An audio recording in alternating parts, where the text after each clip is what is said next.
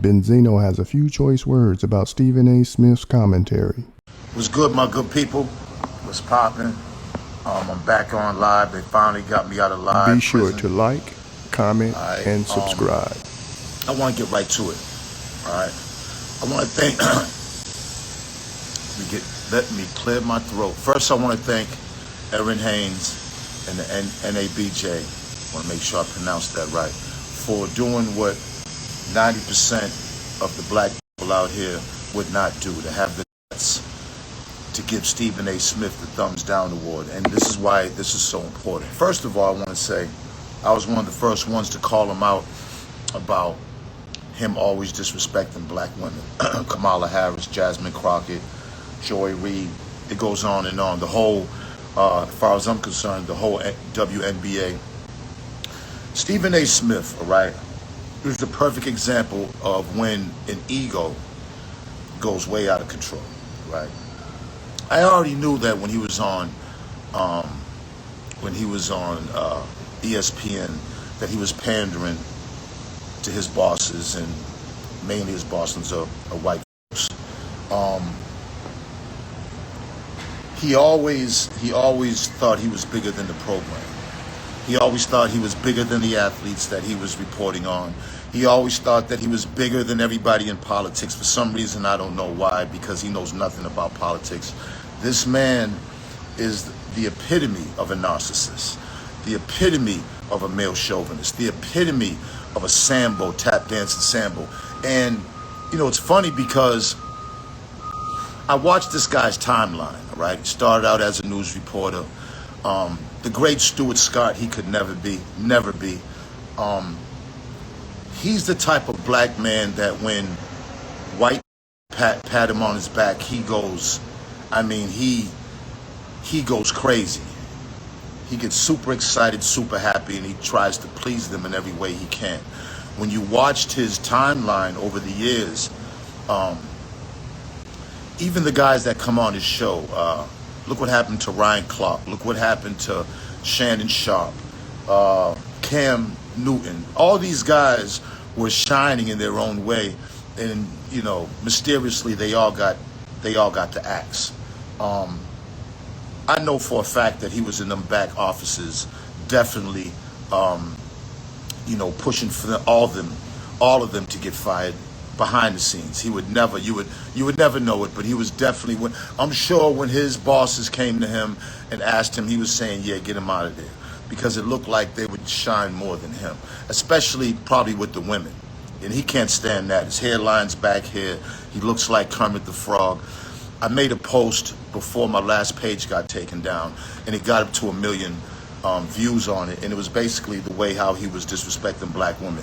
Now, back then, not too many people were saying anything, not even black women.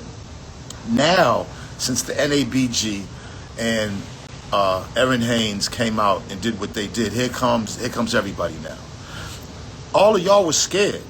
You see, people on this internet, they get scared because they'll feel a certain way and they'll want to say something, right? But they're scared because of what backlash they might get, or who's watching, or who might get blacklisted. Listen, I don't worry about none of that shit.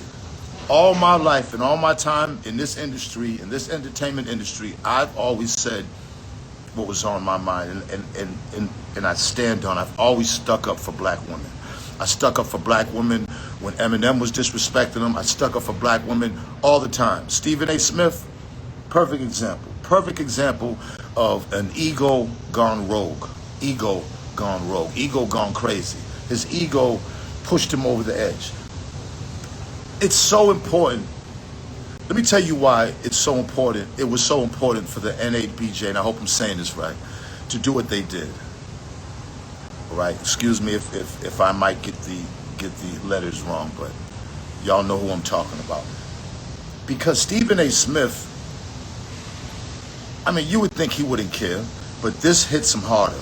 You see, when the hood says something about Stephen A., he doesn't care because he never was a part of the hood. Never was part of hip hop. Never was part of really the culture of who we are. Once he got his ESPN stripes, he just forgot about him even being black. As far as I'm concerned, when he looks at himself in the mirror, he sees a white man. And it's easy to see because when he's pandering to these white folks, all right, to his bosses and, to the Republican Party, he thought he was doing something slick. When they turned on him, when Trump turned on him, then he tried to come back to the Democrats. But it's like, at this point, you straddled the fence so much, you have nowhere else to go now. Him going on Sean Hannity was the biggest embarrassment I've ever seen somebody, ever, honestly. After you get called out by the black community, which it took them a long time, but it's okay, better late than never, you go run to Fox News and start complaining about the black community calling you out. He should have been canceled.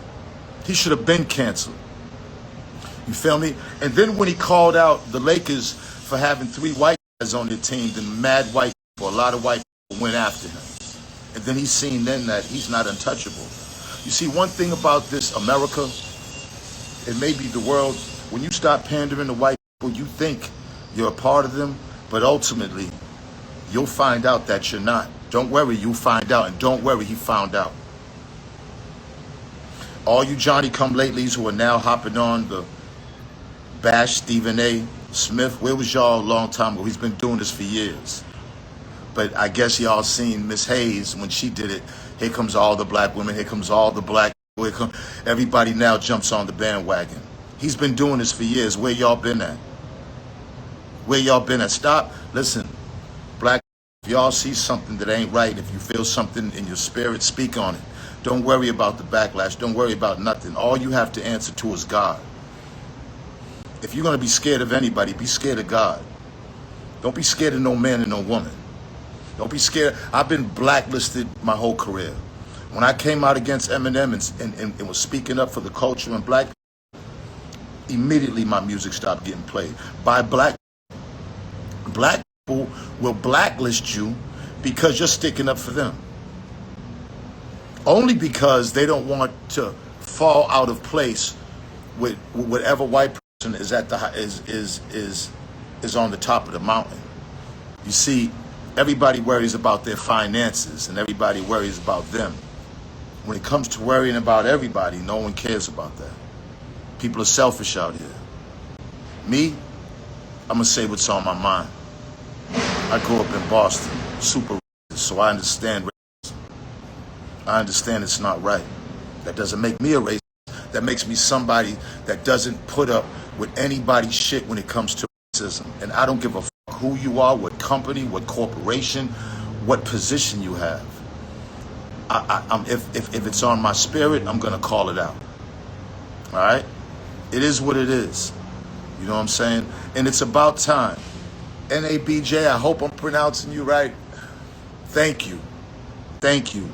Thank you for shining the light on this Sambo tap dancing weirdo, hairline on the 50-yard line. Like, and really, Stephen A. Smith, I know you've seen my last post. I mean, when I called you out and I had my Celtics robe on, I know for a fact you've seen it. And I called you out for a boxing match. Let's get in the ring, Stephen A. Let's get in the ring. Stephen A. Smith, let's get in the ring. Let's go 3 rounds. We can put the biggest gloves on if you're scared. But let's get in the ring, man. Let me represent all the people that despise you, and you represent your guys who you look up to, and we don't have to say. Let's do it. And you give your purse to charity. Yes, to black women's charities. You give your purse to charity. Me, I'm keeping my purse because I need it. You don't need it, Stephen A. You've gotten a lot of money. You've tapped in so good that you're a multi-millionaire. Good for you. God bless. See, that type of money I'll never get. You know what I'm saying? Because guys like me that speak their mind, you know what I'm saying? We always get the short end of the stick, but I'm still here. You see, money never made me. You feel me? When I was making millions back in the Source days, listen, I didn't know what money was. I didn't know what savings was, investing was. I was a street kid that sold drugs all my life. caught up in the system that we all get caught up in because of the same people that he panders to. But I'm still here. I'm still hustling. I'm still healthy. I'm still with God. And I still got these. Yeah. Because that's all I got in my word. Money don't make people happy. Don't bring you happiness. It can make you comfortable. You can get a lot of material shit. But man, happiness comes from within. And happiness comes from when you look in that mirror every morning when you brush your teeth, you're happy. You're happy with who you're looking at. I'm happy with who I'm looking at. Sure, I don't have the finances and the money I did, but that's all right. I didn't sell out. I didn't sell our people out. I didn't sell my soul. So for that, I'll be at the Crab Trap today, 3354 Memorial Drive. Come on in, holler at me, get some crabs, get some fish, some seafood, and just good vibes, man. And God bless all y'all.